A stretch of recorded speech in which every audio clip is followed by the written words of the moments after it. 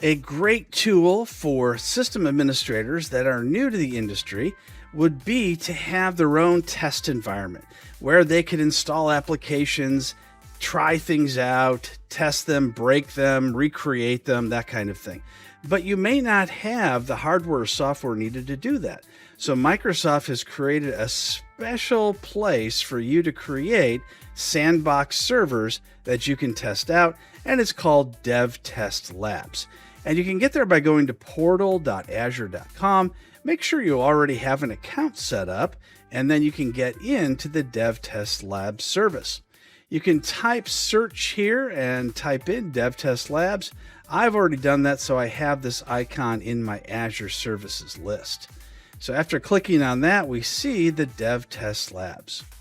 Next, you can create a test lab environment. So before you install your virtual machines, you need to create this environment, and you're started out with this wizard that asks you for your subscription, which you should already have at this point. Now, if you haven't created a resource group, choose to create a new group or choose one that you already have existing. Next, you'll want to put in your lab name. I'll just call this Test Lab 2. And we're going to choose our location. You hit the drop down and choose whatever's closest to you. Now, do you want this to be a public environment or private environment? I'll leave it as public. And I'm going to choose next.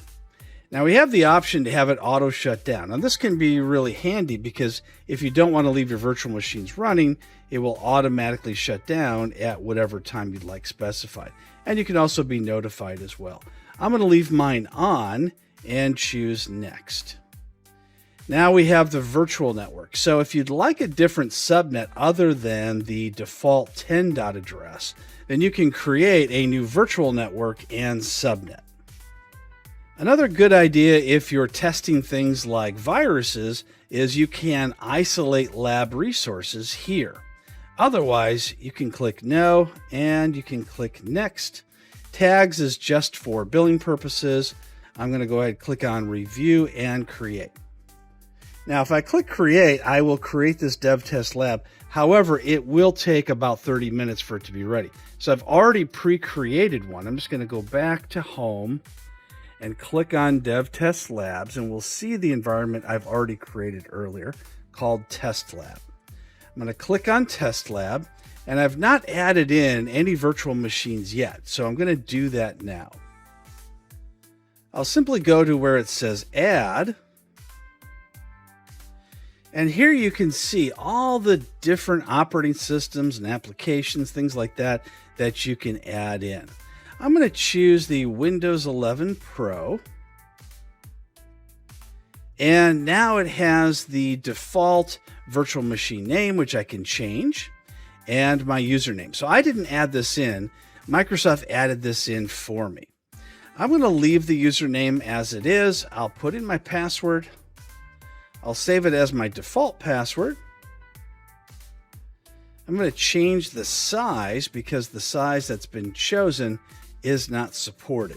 Sometimes you'll get that. All you have to do is choose a size that is supported, and then you can continue on. Next, you can add in artifacts. I'll click on Add or Remove Artifacts. And all artifacts are specific applications you want pre-installed with the operating system. We used to call this slipstreaming, where we have the application or the Windows updates, or whatever it is that you want installed with the operating system, and then you can save that operating system for use again in the future that starts out as this baseline.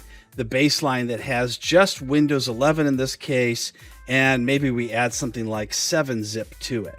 So we click on the arrow for 7-zip, and then it shows up in the right-hand side. And we can select as many of these different artifacts, which are just really applications or other items that you want pre-installed with the operating system. I'll click OK. And we can see that we have one artifact installed and click Create. At the top, we can see the virtual machine being created, and it'll take a few minutes. And once that's done, you're going to have a virtual machine with whatever artifacts you'd like installed, and you can use that for your sandbox to test out whatever you'd like. Now, if you're a new sysadmin, what's great about this is you can practice being a sysadmin using all these different applications and settings and not worry about making any mistakes that you can't get out of that would cause problems with the production environment. And you can always go back to the original operating system with those artifacts installed and start over again if you make a mistake that causes the operating system to no longer run. My virtual machine has been created, so I can close that and I can click on my virtual machines. And there's my virtual machine in the list. Now I'd like to connect to my virtual machine, so I'll just click on Connect. And we're going to see the option to open this connection using remote desktop. So I'll click OK. And I'll click Connect. Now I want to make sure that I use the password that I created during the creation of the virtual machine. I'll click Yes to accept the identity and certificate. Now it's securing my connection and it's opening up the remote desktop into my virtual machine. From here, I can go ahead and make changes, install applications, things like that. When you create a production virtual machine in Azure, you get options you don't see in the DevTest site. You get options for high availability, redundancy, drive types, and a firewall for custom production use. For a new sysadmin, the DevTest environment is an excellent tool for training in your new career.